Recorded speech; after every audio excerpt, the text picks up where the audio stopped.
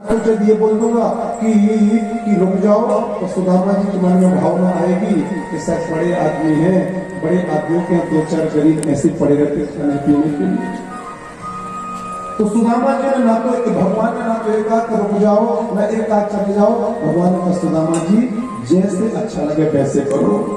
भगवान जी से सुदामा जी बोले कन्हैया जाना पड़ेगा, तेरी भाभी घर में अकेली है, दो छोटे छोटे बच्चे हैं। भगवान ने कहा ठीक है। मेरे कन्हैया ने सुदामा जी की आरती उतारी, साष्टांग प्रणाम किया, सुदामा जी के नेत्र सरल हो गए। भगवान ने उठाया और सुदामा जी कहने लगे क्वाहम दरिद्रा पापी आन क्वा कृष्णा श्री निकेतना, कितना मैं दीनहीन गरीब और कृष्ण ने मेरे जैसे दीनहीन के लिए कितना मान दिया, कितना प्रेम दिया, कितना सम्मान दिया। कृष्ण तुम्हारी जय हो, कृष्ण तुम्हारी जय हो, कृष्ण तुम्हारी जय हो। मैं इस सम्मान के लायक नहीं था, लेकिन फिर भी आपने इतना सम्मान मुझे दिया। जैसे सुदामा जी जाने लगे तो भगवान बोले सुदामा जी एक बात बोलना चाहता हूँ, बोलो। शरीर से दूर कितने ही क्यों ना चले जाना, लेकिन मन से हमेशा मेरे पास रहना। जो इंसान शरीर से भगवान के दूर है लेकिन मन से भगवान के पास में है, वो दूर होने के बावजूद भी पास में है। और जो शरीर से भगवान के पास में है लेकिन मन से बहुत दूर है, वो पास होने के बावजूद भी बहुत दूर है। मेरे प्यारे, शरीर से दूर चले जाओ लेकिन मन से, प्राणों से, वचन से हमेशा मेरे पास में रहना और मुझे याद करते रहना। क्यों? जो मुझे याद करता है उसी के ऊपर तो मैं अपनी दया करता हूँ। याद को उल्टा दया। जो मुझे याद करे मैं उसी पर अपनी दया बरसता हूँ। सुदामा जी पहुंचे अपने जहाँ झोपड़ी थी वहां पर महल देखे सुशीला जी निकल के आए। सुशीला इतना वैभव कहां से पा लिया तुमने, ये वैभव कहां से आ गया? सुशीला जी चरणों में प्रणाम करके बोले स्वामी जी ये वैभव तो उसी दिन आ गया था घर में जिस दिन आप द्वारकाधीश से मिलने के लिए झोपड़ी में से निकल करके द्वारका चले थे। भगवान ने उसी दिन से कृपा करना प्रारंभ कर दी। हम दुखी कब तक हैं, हम व्याकुल कब तक हैं, हम परेशान कब तक हैं, हम संकट में कब तक हैं? जब तक हम मन क्रम वचन से भगवान के नहीं हुए। मन क्रम वचन से जैसे ही भगवान के हो गए उसी दिन सारे संकट भी हमारे समाप्त होना प्रारंभ हो जाता है। सुदामा चरित्र को प्रणाम करते हुए आगे हम संक्षिप्त कथा सुनाने जा रहे हैं। भगवान कृष्ण की बहन माता सुभद्रा का अर्जुन से विवाह का वर्णन हुआ है। वेदों में मूर्तिमान होकर के भगवान श्री कृष्ण की स्तुति करी है। जय जय जय हजार मध्य दोष निर्भीत गुणा। तीन देवताओं में भगवान श्री विष्णु जी की श्रेष्ठता का वर्णन हुआ है। 90वें अध्याय 10वें स्कंद में यहाँ पर विश्राम होता है। एकादश स्कंद में यदुवंश को श्राप लगा है। यदुवंश को श्राप लगने के बाद में पिंडारा क्षेत्र में यदुवंशी श्रापित होकर के और वसुदेव जी ने नारद जी से भागवत धर्म का उपदेश पूछा है। इसके बाद में साथियों कथा आती है आज उद्धव जी से। एक अंग्रेजी में खड़े सब लोग बैठ जाए।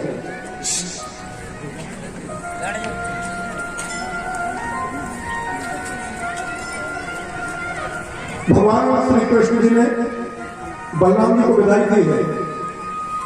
बाबू दादा अब हमारी विदाई का प्रारंभ है। धर्म की रक्षा करने के लिए आए थे, धर्म की स्थापना करने के लिए आए थे, संकल्प पूरा हुआ है। उद्धव जी आए, उद्धव जी को मालूम पड़ा भगवान जाने वाले हैं, विदाई ले रहे हैं। उद्धव जी चरणों में आवेदन करने लगे प्रभु आप जाने की कह रहे हो, मैं आप जाना कैसे रहूंगा? भगवान ने भक्ति ज्ञान सत्संग संन्यास का वर्णन कराया है। उद्धव को ज्ञान कहकर के भगवान ने वादा किया है। आज 125 वर्ष 7वां है 6 दिन की भगवान कृष्ण की उम्र हो गई। द्वारका से भगवान निकले। द्वारका के पास में एक वन है जिसका नाम है दारुक। दारुक वन में भगवान एक पीपल के पेड़ के नीचे बैठ गए। बताई लीला है भगवान की, बहुत ध्यान से सुनो। भगवान का दाया पैर सीधा है, बाया पैर भगवान की दाई जंघा पर है, बिल्कुल योग मुद्रा में है, प्रभु के नेत्र बंद है। साथियों हमारे घर का जब कोई मुखिया चला जाता है या घर का कोई सदस्य चला जाता है हमेशा के लिए हमारे पर क्या बीतती है। कितना हम दुख में आ जाते हैं। आज हमारे घर का कोई सदस्य नहीं जा रहा है, बल्कि आज पूरी दुनिया को बनाने वाला हम सबके बीच में से जा रहा है। जिनकी कथा गुणगान हम पिछले 7 दिनों से श्रवण कर रहे हैं, और जिनकी कथा गुणगान के माध्यम से इतना बड़ा कथा कुंभ लगा, आज भगवान हम सबके बीच में से जा रहे हैं। दाया पैर सीधा, बाया पैर भगवान की दाएं जगह पर। दोपहर के 12 बज गए। एक बहेलिए ने जो पेड़ के पीछे छुपा था, उसने भगवान के चरण को देखा। समझ में भगवान का जैसे चरण को देखा, उसको लगा शायद कोई हिरण है, और उसने हिरण समझ करके अपने धनुष से बाण छोड़ा। बाण आकर में लगा भगवान श्री कृष्ण के दाएं पैर के अंगुष्ठ के नाखून के अग्रभाग में। भगवान के नाखून से रक्त की धारा बहने लगी। बहेलिया बड़ा दौड़ाया, शायद वो हिरण मर गई होगी, लेकिन जैसे बहेलिया ने देखा तो वो हिरण नहीं, बल्कि भगवान कृष्ण के पैर में नाखून लगा। पैर के अंगूठे में वो बाण लगा। रुदन करते करते बहेलिया भगवान के चरणों में लोट-पोट हो गया। प्रभु मुझे माफ कर देना, बहुत बड़ा अपराध हो गया, मैंने तो हिरण मान करके बाण मारा था। भगवान के नेत्रों से अश्रु की पनार बह रही है। बहेलिए, इसमें तुम्हारा कोई दोष नहीं, तुम्हारी कोई गलती नहीं है। तुमने मुझसे अपने कर्म का बदला लिया है। त्रेता युग में तुम बाली थे, मैं राम था, मैंने चक्कर के तुम्हारे लिए बाण मारा था। आज वही बदला तुमने हमसे ले लिया। कर्म का बदला तो सबको चुकाना पड़ता है, कर्म का फल सबको भोगने को प्राप्त होता है। भगवान ने लीला करके बताना चाहते हैं कि परमात्मा भी यदि कोई कर्म करके जाता है, उसको भी फल भोगने के लिए दूसरी बार धरती पर अवतार लेकर के आना पड़ता है। त्रेता में राम मारा था, तुम बाली होने के चक्कर के बाण मारा था मैंने। आज बहेलिया तुम वो बाली हो, मैं कृष्ण वो राम हूं, तुमने अपना बदला मुझसे ले लिया। प्रभु प्रभु मैंने आपको बाण मारा, मुझे नरक में भी जगह नहीं मिलेगी। बहेलिए ये खुदाई का समय है, तुम ज्यादा बात मत करो, जल्दी जाओ। यदि कोई तुम्हारे पास आ जाएगा वो तुम्हें देख लेगा कि तुमने बाण मुझे मारा है, वो तुमको छोड़ेगा नहीं। बहेलिए को विदा किया, दान का साथ किया गया, दान को भगवान ने विदा किया। और हे मेरे प्यारे, 125 वर्ष 7 6 दिन की उम्र पूरी हुई। भगवान श्री कृष्ण के शरीर में से भगवान का ज्योति पुंज निकला। जैसे भगवान का ज्योति पुंज निकला, इंद्र सोच रहे थे भगवान धरती से लीला करके आ रहे हैं, सबसे पहले इंद्र लोग को पवित्र करेंगे। ब्रह्मा जी सोच रहे हैं भगवान धरती से अपने लोग को आ रहे हैं, सबसे पहले ब्रह्म लोग को पवित्र करेंगे। परम धाम के देवता सोच रहे हैं भगवान के धाम को आ रहे हैं, पहले हमारे लोग को पवित्र करेंगे। लेकिन 125 वर्ष 7 6 दिन की उम्र में भगवान कृष्ण के शरीर से उनके प्राणों का ज्योतिपुंज निकला। भगवान के प्राणों का ज्योतिपुंज ना तो इंद्र लोक में गया, भगवान के प्राणों का ज्योतिपुंज ना तो ब्रह्म लोक में गया, भगवान के प्राणों का ज्योतिपुंज ना तो कैलाश लोक में गया, भगवान के प्राणों का ज्योतिपुंज ना तो ब्रह्म लोक में गया, भगवान के प्राणों का ज्योतिपुंज ना परम धाम में गया। भगवान श्री कृष्ण के शरीर में से जो दिव्य ज्योति निकली थी, उस दिव्य ज्योति ने भगवान श्री कृष्ण के शरीर की 7 प्रदक्षिणा करी। ओम नमो भगवते वासुदेवाय, ओम नमो भगवते वासुदेवाय, ओम नमो भगवते वासुदेवाय, ओम नमो भगवते वासुदेवाय, ओम नमो भगवते वासुदेवाय, ओम नमो भगवते वासुदेवाय, ओम नमो भगवते वासुदेवाय। 7 प्रदक्षिणा करी। भगवान के शरीर में से निकले ज्योति पुंज ने 7 प्रदक्षिणा करने के बाद में वो ज्योति पुंज ना स्वर्ग में, न ब्रह्म लोक में, न कैलाश पर्वत पर, न परम धाम में गया। भगवान के शरीर से निकला ज्योति पुंज भगवान की प्रतिमा लगाने के बाद में सदा के लिए भागवत महापुराण के अंदर समाहित हो गया। मेरे प्यारे, कभी से कहा जाएगा कि भागवत कोई पुस्तक नहीं है, भागवत कोई पोथी नहीं है, भागवत कोई किताब नहीं है, अपितु भागवत तो साक्षात भगवान श्री कृष्ण का वाङ्मय स्वरूप है, वाङ्मय विग्रह है। महान भाग्य जंगल लगाएंगे भागवत भगवान की जय हो। जिस दिन से भगवान श्री कृष्ण भागवत में समाहित हुए, स्वधाम कलयुग का अत्याचार, पापाचार, दुराचार का वर्णन हुआ। जब कलयुग में पापाचार, अत्याचार, दुराचार चरम सीमा पर होगा तो संभर ग्राम मुख्य ब्राह्मण से महात्मा भगने विष्णु यस्ता कल्कि प्रातः भविष्यति। उत्तर प्रदेश मुरादाबाद संबलपुर में भगवान श्री कल्कि का अवतार होगा।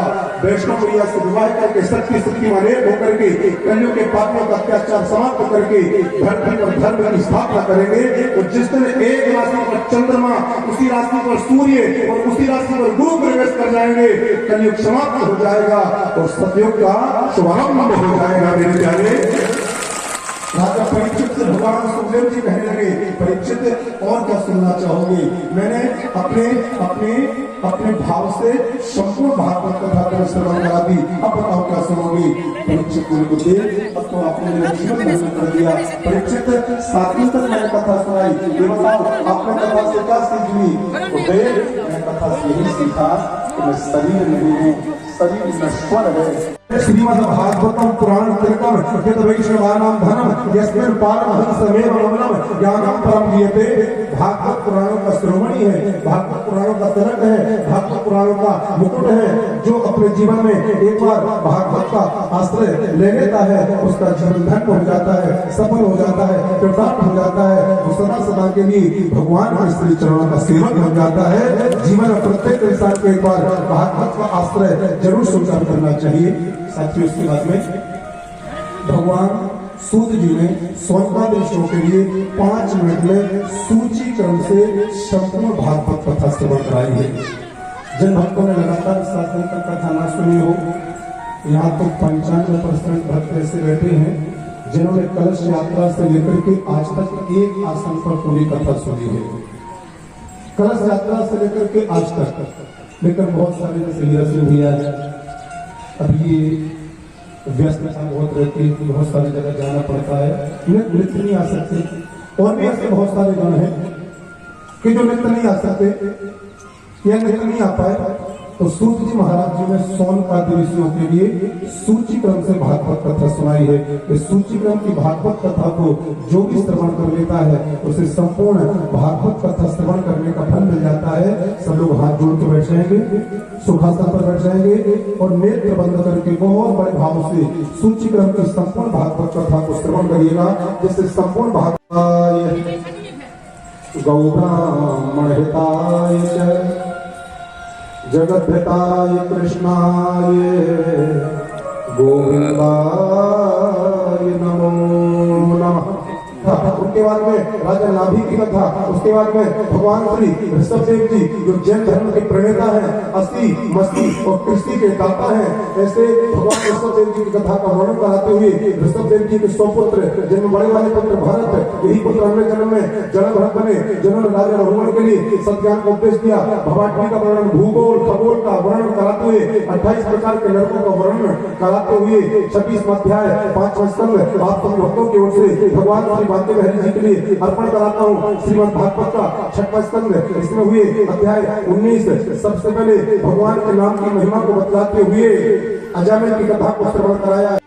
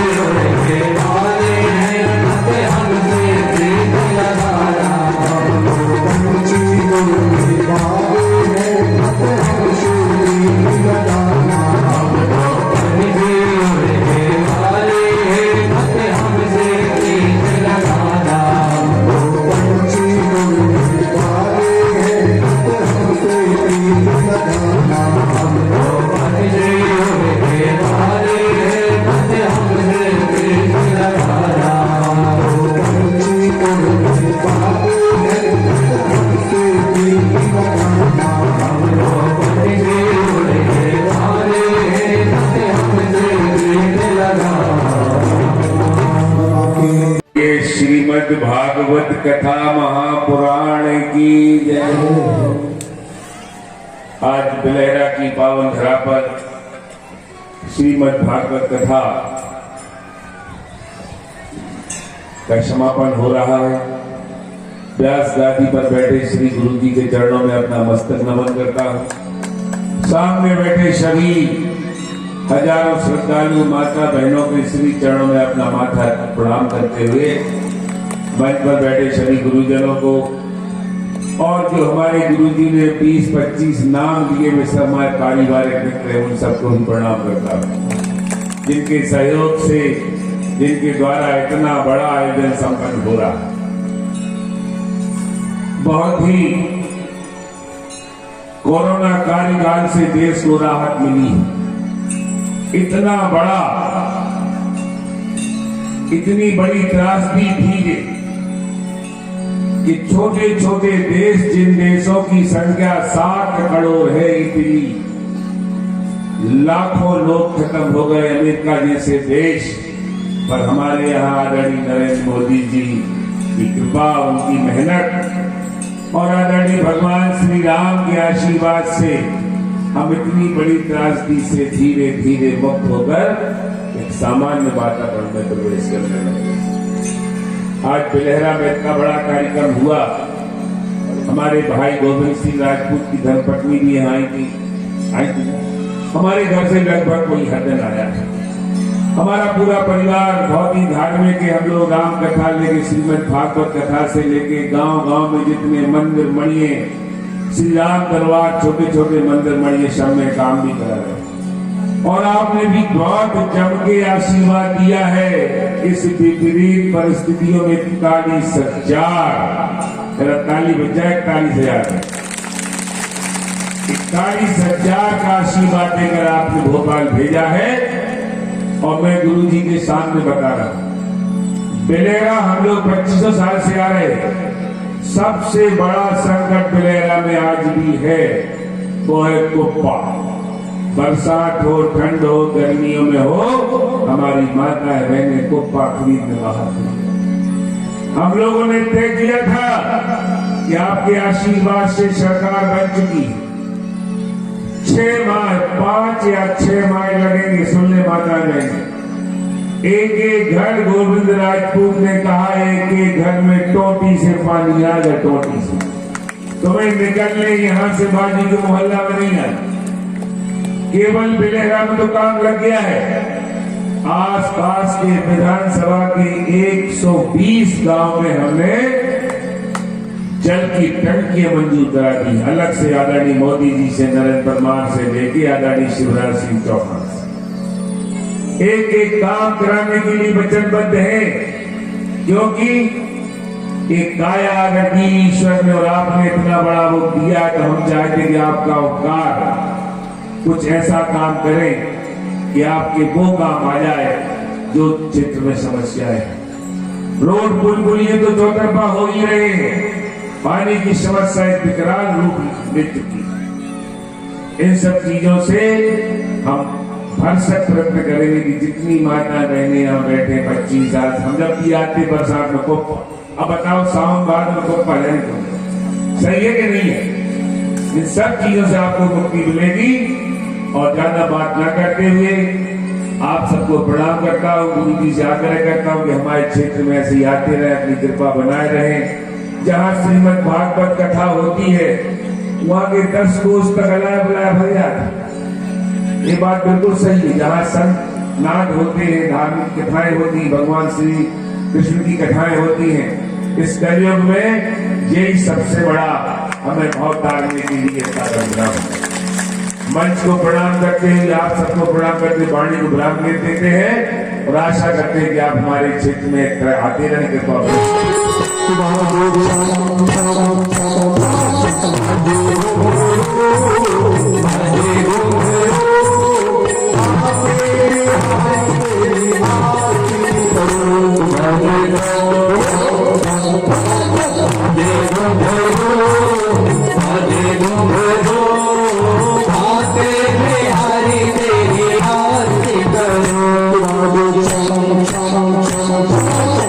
Thank you.